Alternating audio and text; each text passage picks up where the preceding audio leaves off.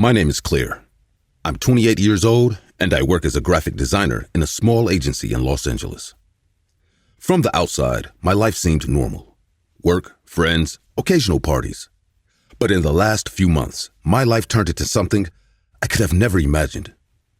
I want to tell you what happened, not to scare anyone, but so that you understand how someone who seems normal can hide an indescribable darkness. I met Lucas at a coffee shop downtown. He was an attractive guy with a charisma that caught. He was kind, attentive, and always attentive to the smallest details. At first, I thought I was lucky. My friends said he seemed too perfect, but I saw no reason to doubt. Maybe they wanted to ruin a good thing, I thought. Lucas and I started dating, and quickly our relationship became serious. It was intense, but in a good way, or so I thought at the time. He always wanted to be with me, to know my friends, to know everything I did. "I want to take care of you," he would say with a smile that disarmed me. But something started to feel off when my friends started complaining about strange messages they were receiving. Anonymous accounts writing them absurd things, invasive questions, veiled insults about me. Someone would ask them things like if they knew where I was or who was with me. At first, I ignored it. The networks are full of weird people, I told myself. The frequency of those messages grew. My friends would show me screenshots. They were always new accounts with 0 followers and generic names. The most disturbing thing was that these messages only reached the people closest to me. It was too specific to be a coincidence. One day, Alex, my best friend, planted himself in front of me after work. "Claire, this isn't a coincidence. It's Lucas." "Lucas? Don't be paranoid. He doesn't have time for that stuff." Alex sighed and pulled out his phone. "Look at this." He displayed a message from a recent account. "How's Claire? I saw you were with her yesterday. She doesn't look too good, does she?" It was weird, really weird. I confronted Lucas later that night. His reaction was total outrage. He looked at me like I'd stuck a knife in him. "Do you really think it's me?" I immediately felt guilty. He hugged me, almost desperate. "You have no idea how much I love you. I would never do anything like that." I believed him, or I wanted to believe him. But things didn't stop. These accounts kept popping up, the messages getting more and more personal. And then something happened that I couldn't ignore. I found one of those accounts open on his computer when he went to the bathroom. There was no excuse, no logical explanation. It was him. I waited for him to come out of the bathroom, sitting on the couch with his computer in front of me. When he returned, he looked at me, confused. "What's wrong?" I held up the laptop, showing him the screen with his anonymous account open. "Explain this to me, Lucas." His expression changed in a second. His gaze hardened as if a mask had fallen. "It's not what it looks like." But I wasn't listening to him anymore. I felt a mixture of anger and disgust. "How long have you been doing this? Answer me." Lucas tried to come closer, but I backed away. "Don't come closer." That set him off. His face contracted into an expression I'd never seen before. "This is how you repay me after all I've done for you?" Before I could react, he grabbed my arm and pushed me against the wall. "Those are not your friends. You can't have friends. Don't you understand? You're a woman. Men don't want to be your friends. They just want to be with you." "Have you gone crazy? Leave me alone." "And your friends are just like them. They want to take you away from me. They want to see you alone. That's what a friend is? Do you think I read your messages? They want to separate us. They know I'm a good man." His strength took me by surprise. He pulled me into the room, closing the door behind us. "You can't come out until we talk." As I looked for something to defend myself with, I noticed a glass vase in the corner of the room. I took advantage of an oversight of his. I grabbed the vase with both hands and smashed it against his head with all the force I had. Lucas fell to the floor, stunned. I didn't wait to see if he was okay. I ran out of the apartment and called the police. The police arrived quickly and took my statement. Lucas was arrested that same night, but but they released him the next day. There is not enough evidence to hold him, they told me. I couldn't believe it. I changed the locks of my apartment, but I didn't feel safe. A few days later, my friends convinced me to go to a party. You need to distract yourself, Alex said. I agreed, even though I was still paranoid. During the party, I tried to relax. There was music, laughter, and people making everything seem normal again. My friends and I went outside and suddenly, we saw him. His car came speeding up and stopped us. My legs froze for a moment, but a friend grabbed my arm. Come on, Claire, don't give the power. We walked together to her car, but Lucas suddenly got out of his car. In his right hand, he was holding something that glittered under the streetlights. It was a piece of broken glass. Lucas ran straight towards me, shouting something incomprehensible. Before I could react, Alex stopped between us. Lucas picked up the glass and used it as a weapon, trying to stab Alex. He managed to dodge the first few attacks, but Lucas was stronger than we expected. I saw Alex get a cut on his arm as I tried to hold him down. The whole thing was chaos. Lucas kept moving like a madman trying to get away. Alex was holding him back, but Lucas looked like a rabid animal. He just wanted to get to me and hit me even harder. That's when I heard the sirens. The police arrived just in time. The officers subdued Lucas as he continued to yell incoherent things. They handcuffed him and put him in the patrol car. Alex was hurt, but he insisted he was fine, even though he was injured. You have to make sure they keep him locked up this time. I went to the police station to give my statement. This time, the evidence was sufficient. The attack in the middle of the street, the gun in his hands, the witnesses. Lucas was prosecuted and received a conviction. I felt a strange mixture of relief and emptiness. 6 months have passed since that night. I moved apartments and am in therapy, trying to process everything I experienced. Alex is fine. The scar on his arm is a reminder of how close we came to disaster. He never came on to me and even went on to date another girl. My friends have been more supportive than I could have hoped. But there are days when I still look over my shoulder. Lucas was not a monster to the naked eye. He was a normal man, someone I trusted. That's the scariest thing of all. I learned that monsters don't always hide in shadows. Sometimes they're right in front of you, smiling. In this story, the names of the victims and some details of the story have been changed. However, we are allowed to show you the footage of the actual fight, when the victim's ex-boyfriend comes down to attack her with a screwdriver. When Daniel wrote me, I hadn't heard from him in months. His message was brief, almost harmless. Can we please talk? The pleading tone turned my stomach. We'd broken up 4 months ago, after a fight that still appeared in my nightmares. He had yelled at me. He had pushed me. And though it didn't go any further, the fear I felt that night was enough for me to decide I never wanted to see him again. But time does strange things. Sometimes memory plays dirty. The good parts of the relationship, the happy days, the laughter, all of that started to come back to my mind. Besides, I still loved him, even if I hated to admit it. I replied with a dry, "Okay, but just to talk." We met at a restaurant downtown, a public place that gave me security, even though I knew agreeing to this meeting was a mistake. I kept telling myself it would just be a chat, nothing more. I needed to hear his apology, or at least that's what I told myself. Maybe I wanted to close the chapter for good, or maybe I was just looking for some excuse to justify my weakness. The date night came. I looked in the mirror before I left.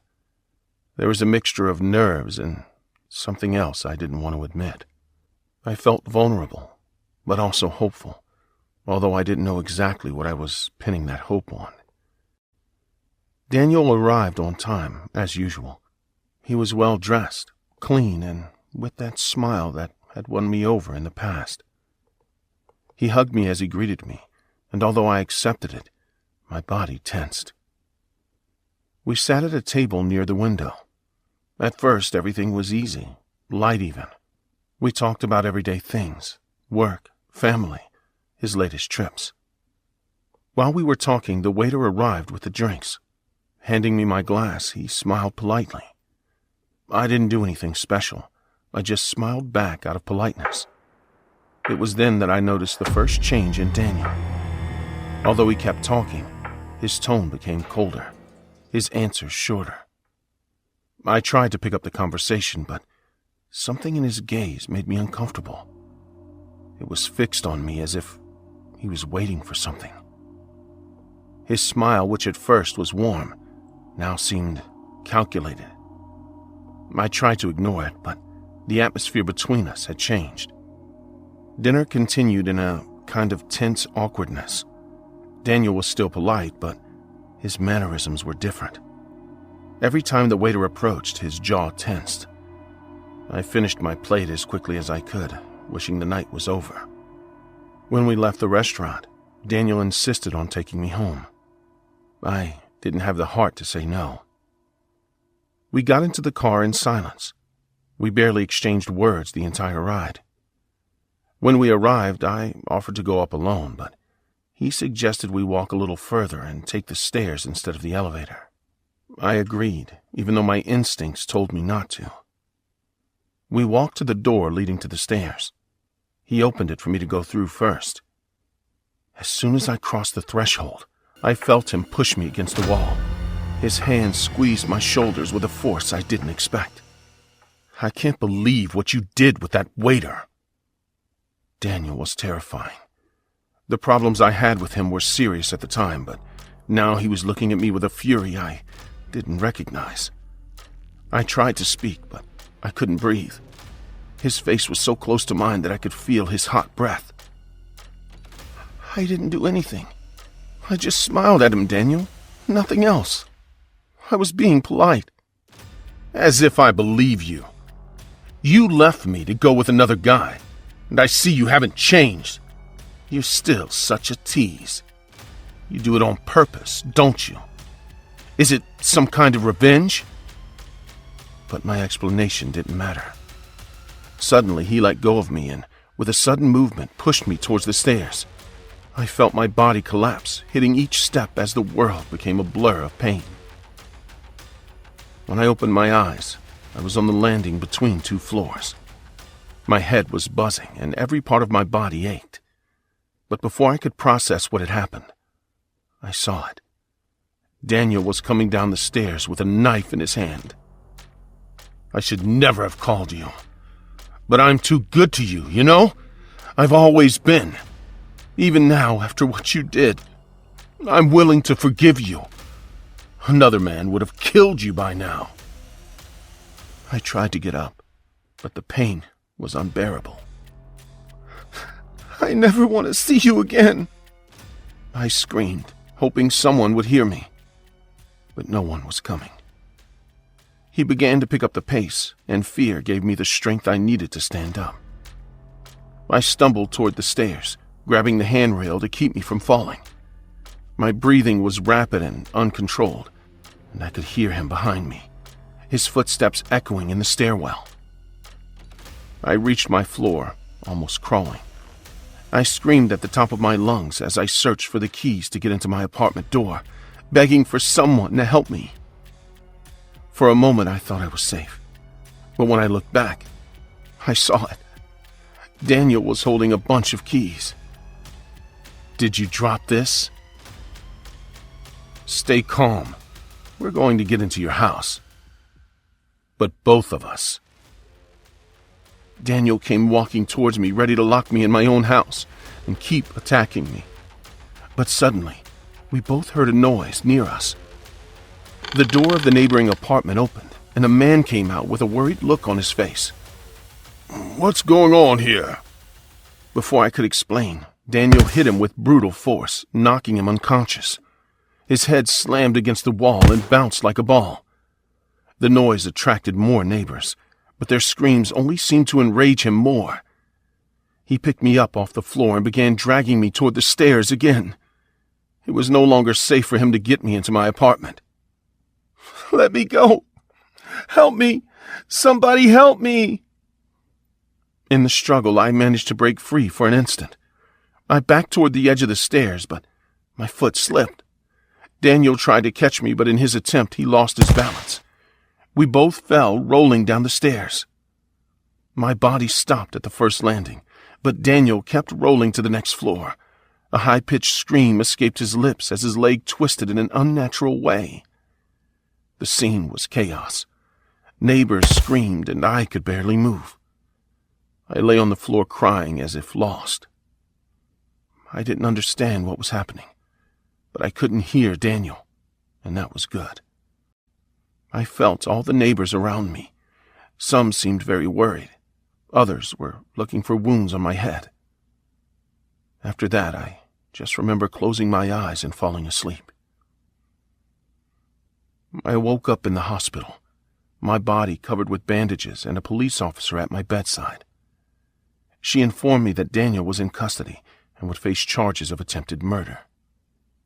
Even today, I still find it hard to accept what happened. Every time I close my eyes, I relive that night. But there is one thing that gives me comfort. I know I will never see him again. The cameras on the stairs recorded everything that happened, and the neighbors were willing to testify on my behalf. Daniel will be locked up for a long time, and even if my body was destroyed for a very long time, I could live in peace. Sometimes I wonder if there were signs that I missed, things I should have noticed before. But the truth is that it doesn't matter anymore. The only thing that matters now is that I survived, and that I will never again let anyone do what Daniel did to me. This story is inspired by a real crime, but due to the violent nature and those involved in this story, the names of the victims and some details of the story have been changed. For this reason, we will only upload images of what happened. You can search for the video, but we warn you that it may affect the sensibility of those who watch it.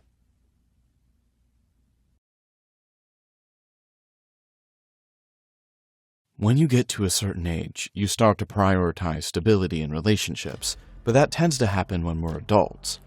When I was young, I always liked intense relationships, until I met Megan.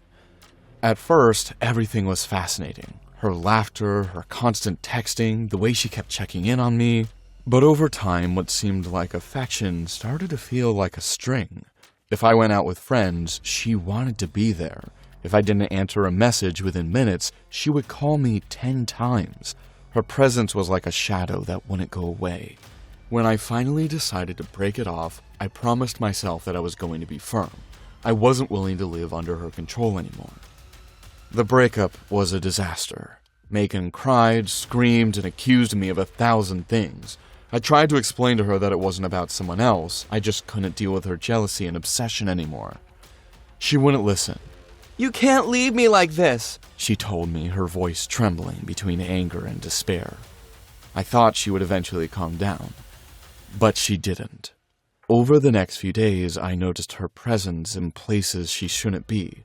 If I left work, there was her car parked a few blocks away. If I went to the gym, I saw her walking nearby. One night I even thought I heard footsteps in the alley next to my apartment, but when I looked out the window, I saw nothing. I kept telling myself it was paranoia. She couldn't be following me, could she? I began to ignore the texts and calls she was still sending me. I figured if I didn't pay attention to her, she'd eventually get tired. But Megan wasn't the type to tire easily. Over the weekend, I decided to go out with some friends. I needed to distract myself, and more importantly, prove to myself that I could get on with my life without Megan in it. We went to a restaurant on the outskirts of town. It was a quiet place with good food and room to chat. We laughed a lot, and for the first time in days, I felt more relaxed. As I pulled out into the parking lot, I noticed something strange about my car. As I approached, I saw Megan. She was leaning over the hood, her arm waving frantically. It took me a few seconds to realize she was scratching the paint with a piece of broken glass. Her movements were chaotic, almost frantic, and her face was twisted in a mixture of fury and pleasure. "Megan, what the hell are you doing?" She looked up, her expression not changing one bit. it was still that terrifying mixture of pent-up rage and some sort of twisted satisfaction. I'm teaching you a lesson, love. You need to learn that if someone talks to you, it's only polite to talk back. I kept moving forward, but when I tried to open the door to get in, she pointed the glass at me. Don't even think about it. If you get in, I'll cut you. I froze for a moment, but then I pulled out my phone. If I was going to act this way, I needed proof. I started recording while she kept scratching at the car, yelling things that barely made sense, that I was a liar, that all my friends I came with were facile and desperate, and that no one was going to love me as she did. Suddenly, she stopped talking. She noticed that I was recording her. Her face changed, and in the blink of an eye, she lunged at me with the glass in her hand. I barely had time to drop the phone and turn away. "Megan, calm down!" But she wasn't listening. I didn't know if she would run or try to confront me again. Then she just stopped. Her breathing was heavy, her eyes locked on me as if she was evaluating what to do. And then, she began to chase me. I could have calmly knocked her down, but something could have gone wrong. With the sharp object she had, either of us could end up dead. I decided to run away from her as fast as I could. After a few meters, I turned around and she was gone. She never chased me. She must have stopped when I started to run. I stood there, my heart hammering in my chest. I went back to the parking lot and stared at the mess I had left in my car. The glass was still on the ground and the phone was still recording. The adrenaline wasn't letting me think clearly. I got in the car, locked the doors, and forced myself to take a deep breath. I just wanted to go home. The drive home was quiet. The streets were empty and there was hardly any traffic. I tried to concentrate on driving, but my mind kept wandering. What was someone like Megan doing, hiding in a restaurant parking lot, scratching my car? How far was I willing to go? I had to report her as soon as possible. A thud behind me interrupted my thoughts. Something had fallen or moved in the back seat. I looked in the rearview mirror, but saw nothing. Suddenly, something cold and sharp brushed against my neck. I turned my head just in time to see Megan emerging from between the back seats, the same glass in her hand. I screamed and turned the steering wheel instinctively, causing the car to skid. Megan was screaming something, but panic prevented me from understanding her. She had never run away. She had hidden in the back of my car. I forgot I had left it unlocked when she threatened me. The car lurched, and in a desperate move, I tried to pry the glass out of her hands. We struggled, my hands trying to push hers away as she tried to stab me from behind. The uncontrolled struggle ended when the car left the road and hit a pole. I don't remember much of it. Just the sound of metal twisting, the pop of glass, and then silence. My head hit the steering wheel and everything went black. When I came to, I was surrounded by lights. Ambulances, policemen, people talking at full speed. My body ached all over, and my vision was blurred. The first thing I asked was, "Where is Megan?" A paramedic looked at me in confusion. "Who?" I tried to explain what had happened, but everyone seemed more concerned with getting me out of the car and making sure I had no serious injuries. Someone mentioned that witnesses had seen a woman running from the scene after the crash, but no one knew who she was or where she had gone. At the hospital, policemen came to take my statement. I told them everything. From the days Megan was following me to the attack in the car, they seemed to listen with interest, but there was a lack of urgency in their attitude. "She's a danger! You have to find her!" One of them assured me they would, but there was something in their tone that didn't convince me. Days passed, and there was no word from Megan. They reviewed the recordings from the parking lot, but everything was a blur. My phone, which had been left in the car during the crash, was damaged, but they were able to retrieve the video and see the evidence of what I said. Obviously, I reported her, but when they went to look for her at her house, they couldn't find her. Nobody knew anything about her. Weeks after the incident, I tried to move on with my life. I moved to another apartment, changed cars, and tried to forget about Megan. But something still didn't feel right. Every time I went out, I had the feeling that someone was watching me. One day, I found an envelope in the mailbox. It had no return address. When I opened it, there was a picture of me in the hospital taken from the window. On the back, written in red ink, there was only one word: Always. Since then, there's not a day that goes by that I don't look over my shoulder. I know Megan is still there, obsessed with me, and I won't be able to meet anyone or go out with friends feeling safe until I know she's already forgotten about me.